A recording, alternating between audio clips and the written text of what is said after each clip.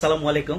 ফকলিফট operator এমন একটা নতুন প্রেস রিলিজ করছে, যাদের নিয়ে ফকলিফট অপারেটর লাইসেন্স আছে তারা জানুয়ারি 2027 সালের ভিতরে মানে ম্যান্ডেটরি আপনার ফকলিফট রেফ্রেশার ট্রেনিং এ যোগ করতে হবে, মানে অ্যাটেন্ড করতে হবে এবং এভরি 3 ইয়ার্স আপনার এই কোর্সটা আর কি ফলো আপ করতে হবে, মানে রেফ্রেশার ট্রেনিং। যদি না করেন জানুয়ারি 2027 থেকে রেফ্রেশার ট্রেনিং ছাড়া আপনি ফকলিফট অপারেটিং করতে পারবেন না। তো এমন যে ইটা গাইডলাইন্সটা দিছে, ওইখানে সেন্টার নামও দিয়ে দিছে কোন সেন্টার আপনি করতে পারবেন রেফ্রেশার ট্রেনিং এবং ফকলিফট অপারেটর লাইসেন্স, এগুলো সব দেওয়া আছে। আসেন আমি আজকে দেখাই। আর দেখেন, জানুয়ারির 3 তারিখে 2025 সাল এমন আর কি প্রেসটা রিলিজ করছে, circular on mandating forklift operator refresher training course. তো এটা অ্যাকচুয়ালি আপনার এই 2027 সালের জানুয়ারি মাসের থেকে ম্যান্ডেটরি, যদি না থাকে আপনি চালাইতে পারবেন না। কি কারণ হয়েছে 2022-23 মানে কিছু ভেহিকুলার অ্যাক্সিডেন্ট হয়েছিল, ফ্যাটালিটি, মারা গেছে লোক, ওইটা ফকলিফট ইনভলভ ছিল এই জন্য।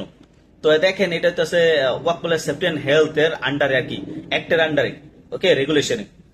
তো এই যে দেখেন, enhance forklift refresher training course, that the enhanced forklift operator refresher training course will replace the current refresher training offered by the training providers. মানে কি, আগে যে পুরান ভার্সন ছিল ওইটা চেঞ্জ করে নতুন ভার্সন এখন করছে আর কি, ডেভেলপ করছে।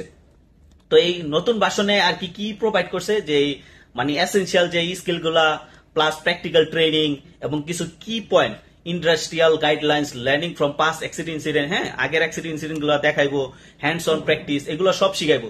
তো ওটি শিখানে এমন ভাবে শিখাবো যে আপনি লার্ন টু, দেখেন, participant will learn to recognise and manage the potential risk. মানে এমন কিছু শিখাবে যে আপনি রিকগনাইজ করতে পারেন যে হাজার, এবং ম্যানেজও করতে পারেন, ওকে, পটেনশিয়াল হাজার গুলা, এগুলো ডিসকাশন করাইবো, ওকে। আর এই ট্রেনিংটা কত দিনের? একদিনের নর্মালি। আর আপনার 4 ঘন্টা হইতেছে আপনার ই লার্নিং, মোবাইলে শিখবেন। এবং যে একদিন হচ্ছে ওই জায়গায় 4 ঘন্টা হইতেছে কেস স্টাডি, গ্রুপ ডিসকাশন, সবাই ডিসকাস করবেন। আর 4 ঘন্টা হইতেছে প্র্যাকটিক্যাল করে, এরপরে একটা শর্ট একটা অ্যাসেসমেন্ট আছে। তো এটা হইতেছে ইটা আর কি, ট্রেনিং এর ইটা।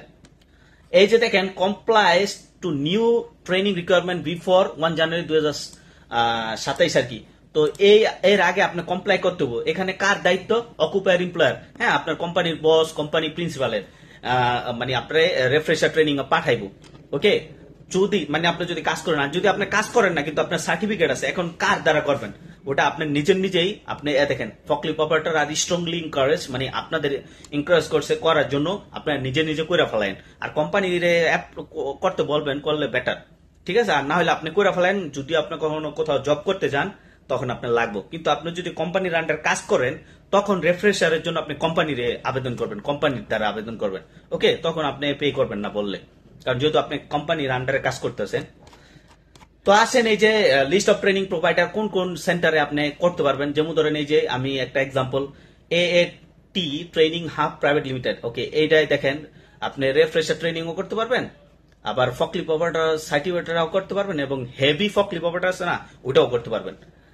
আর এটাই যেমন ধরেন, এই যে আগস্ট ইন্টারন্যাশনাল প্রাইভেট লিমিটেড, এটা রেফ্রেশার করতে পারবেন না, শুধু ফকলিফট সার্টিফিকেট আর হেভি ফকলিফট সার্টিফিকেট করতে পারবেন না। তো এইটা হইতাছে ওভারঅল, মানে তারা একটা লিস্ট আউট করছে, এই কয়টা সেন্টারে আপনি করতে পারবেন আর কি। বর্তমানে আপনি ফকলিফট অপারেটর রেফ্রেশার ট্রেনিং কোনটা ফকলিফট করা যায়, এই যে টিক দিয়ে দিছে, তো আপনারা এটা লিস্ট ডাউন করতে পারেন, এই দেখেন, ঠিক আছে।